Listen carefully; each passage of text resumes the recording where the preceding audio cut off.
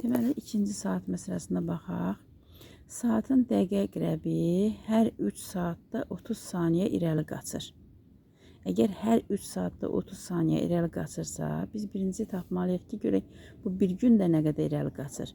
Bir günümüz 24 saatda, 24 bölək 3 vuraq 30, elədi 240 dəqiqə. Daha doğrusu saniyə. Saniyə, 240 saniyə irəli qaçır. İndi 2 həftə 3 gündən sonra 2 həftə 3 günümüz 17 gündür. 17-ni vururuq 240-a. Görək 17 gündə nə qədər irəliyə qaçıb, neçə saniyə irəliyə qaçıb. Sonra bölürük 60-a ki, neçə dəqiqə irəli qaçdığını hesablayaq. 68 dəqiqə irəli qaçıb.